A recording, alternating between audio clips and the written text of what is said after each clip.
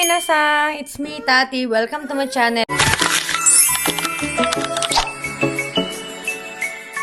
Pupunta ulit tayo sa mall malapit sa bahay. Hi! And isusurprise ko siya kasi bibilan natin siya ng laruan. Wow! Okay, let's go. Guys, nakapag-ayos na kami. Ito lang yung outfit of the day ko. Sobrang simple lang niya. Papakita ko sa inyo. Okay. Diba? Sobrang simple lang. I'm sorry if medyo madilim kasi Osmo na yung gamit ko. Hindi kasi kasya sa bag ko yung Osmo Pocket. And also kapag nagbablog ako, nahihirapan ako na may hawak na malaking camera, lalo na pag kasama ko si Luca. Kaya dito muna po tayo sa Osmo Nano. Ito muna yung gagamitin ko for today. Pala yung outfit ni Luca. Lahat po yan is thrifted ko mula ulo hanggang paa. Ayan. Sobrang sikat na brand yan, Mickey House.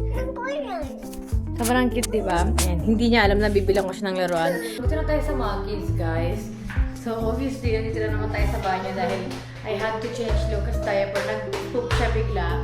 And, hindi ko alam kung saan ako mag-umpisa, pero siguro mag-start tayo sa palaruan ng bata. Doon mo kayo dadalhin.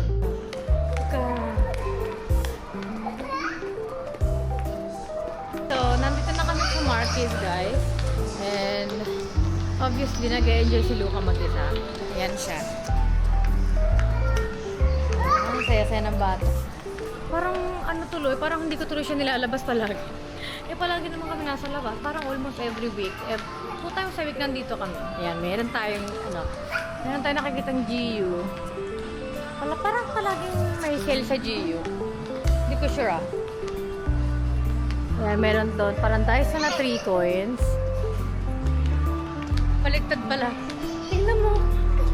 Alam niya pa kung nasa na pupuntahan namin. Ay, de. Look. So, ganyan siya kalaki, guys. Nakikita niyo ba? Ganyan siya kalaki. And per hour ata yung bayad dito. Feeling ko mas mura siya kaysa sa Kidzuna ng very light.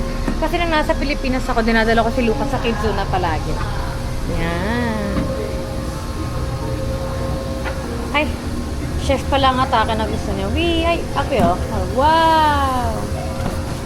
Ang galing, guys. Tignan nyo. Alam ko recycle po to eh. Yung mga yan. Para na-recycle siya na wood. Napaka-detailed nilang gumawa. Diba? Ito, ewan ko kung para saan. Okay, parang ano siya. Labahan? Tama ba? Oh, yeah, labahan nga siya. Sa Beridario, alam niyo guys, sobrang hilig ni Lucas sa mga padulasan. Kaya lang hindi pa siya makakakyat dito. Actually, walang hagdanan. Ayan, ganyan na itsura niya. Dito yung mga 4-6 months hanggang 1.5 year ba yan? Yan. Tapos dito naman may mga grocery store, variety store, ganyan. Yan yung mga gulay, pagkain. Okay. Ito so.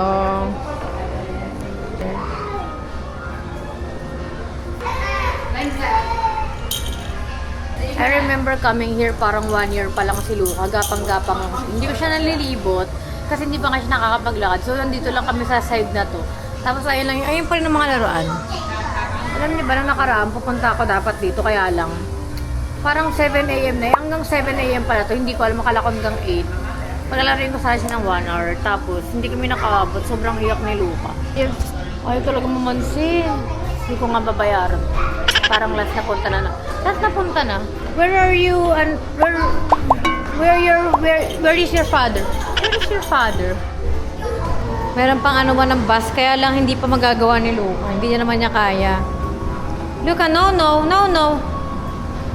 Fish. Luca, fish area. Tapos may mga nakalagay na ganyan dito. Tapos, kaya niyo mag-catch ng fish using that. Ayan, di ba? Ang galing. Kuha mo na yung fish. Ang galing, di ba? Hi, Luca. Hi. Luca, fish. Luca, fish. Luca. Fish. Para, fish.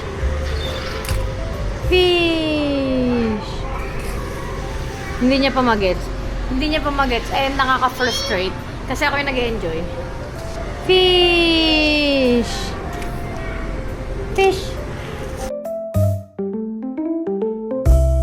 Tignan nyo, mga ano naman siya ngayon, crab. Crab! Catch! Catch!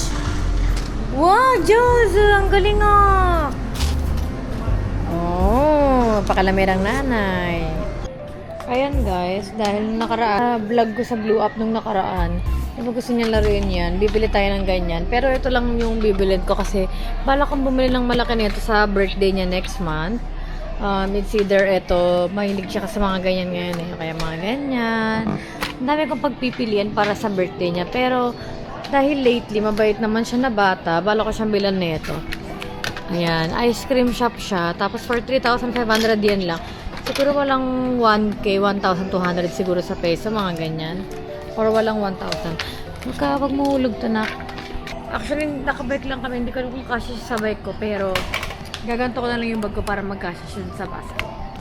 Pinapagod ko nga pala siya ngayon kasi lately, hindi siya natutulog. Parang ang tulog niya, 11, parang ang tulog niya, 11 ng madaling araw, ganyan. Kaya, gusto ko siyang pagurin ngayong araw and at the same time, ako yung napagod. So, pareho kami bagsak pag-uwi. Sobrang daming ampaman, no? Nakakaloka. Itong buong area lang na to, ampaman siya, te. Yan, meron pa dito. Tingnan nyo, ang laki, nakakasyukot. Nakashukot. Kasi may ganito si Luca ng baby siya. Dami kong binili sa kanya ng mga ganyan ng bata siya. And, konting trivia lang. Alam niyo, nang kakapanganak ko kay Luca, medyo naging broke na ako because I chose the wrong man. Because I chose the wrong person. Kaya ang ending, lahat ng ipon ko naubos. Pati panganganak ko, ako nagbayad. So, ang ending, wala akong nabili mga laruan sa kanya. Parang mga laruan niya, mostly second hand. So, after kong ito, medyo okay na ako kahit papano. Kaya ko nang bilhin ng gusto niya. Hindi ko na siya tinitipid. Kasi feeling ko as a mom, if kaya ko mag-provide para kay Luca, taigogo ko talaga. Deserve na deserve ni Luca yan. Kasi napakabait niyang bata. Pero usog. Feeling ko mababalo to sa birthday niya kasi ang dami kong gustong i-regalo sa kanya. Nakaka-excite. Yung may panglinis. So, parang at na lang kaya bigay ko sa kanya para maglinis siya sa bahay. Ang cute. Ang galing naman. Nasa ano lang kami. Sa Nishimatsu ako bibili ng laruan. Tapos ang pinipili ko talaga, yung sobrang mura. Kasi nga hindi ko pa nga siya afford that time. Pero ngayon, natuwa talaga ako. Hanggang ngayon, gusto ko pa rin i-heal yung inner child ko. Ang dami kong gustong laruan. Alam niyo mga slime, o kaya mga slime na binubuo, or DIY na Play-Doh. Gusto kong bumili noon para sa akin, hindi para kay Luca. Ewan ko kung bakit. Siguro parang gusto ko lang talaga i-heal yung inner child. So, meron 31 ice cream. I love 31 ice cream. Tapos may Mr. Donut din. Hindi pa mag-feel ni Luca yan kasi hindi naman niya alam yung Mr. Donut. Wow! Diba? Parang gusto ko ng ganyan. Gusto ko maglaro. Alam niyo guys, kung babae lang ang anak ko, mas malala siguro yung pag-spoil ko dito. Mga ganyan. Ang ganda. Gusto ko na ito. Pina ako dito. Ang cute! Ako lang ba? Nakikita na ako sa mga ganyan. Tignan nyo. Yung pangarap ko dati magkaroon ng baby alive. And it was so expensive. Way back 2010. Sobrang mahal niya pa. Parang bagong labas lang siya. Oh my God, ano to? Parang ang sarap niya bilhin. Weird. Gusto ko na ito. Though wala akong guts para bumili kasi feeling ko it's a waste of money. Parang hindi siya practical ngayon. For me, Diyos ko po. Mas kikay sa akin yan, for sure. Ang gaganda. Gusto kong bumili ng ganyan. Look, you want? Wow! Parang bagay kay Luca. Ay, hindi. Okay. Alam niya yung gender niya habang bata siya. Guys, nakauwi na kami around parang 7 p.m. After patapos na rin ng mall. And naligo na kami ni Luca. Kumain na rin siya. Nagluto ako ng fried chicken, corned beef, and parang miso soup lang. And, pasensya na, medyo pagod ako kasi nagsampay ako, nagluto ako, naglaba ako. Ang dami ko nangyari. And natatawa ako kasi sobrang pagod ko. Nakalimutan kong bumili ako nito. So, gusto ko makita niyo yung reaction ni Luca. Kaya pakita ko sa inyo pagbigay ko sa kanya. Hi! Hey! Apa? Ampamang! Please! Please! Kaya. Say please! Apa? Pang! Wow! Yay! Kiss mama. Kiss mama. Aww. Yeah, say thank you. Hi, Jozo. Car. 1, 2. 1, 2. Tada! Wow! Ampang! So happy naman. Medyo nonchalant pa lang siya ngayon, pero mukha naman siyang nag-enjoy. And si Aska, naggumagawa siya ng assignment niya. Yan ang video natin, guys. Salamat sa pagsama niyo today. I'm sorry if putol-putol yung video ko. Medyo napagod na rin kasi ako. Pero I'm trying my best na i-edit to at i-upload siya agad sa YouTube. Ayun lang, guys. Thank you for watching. Bye!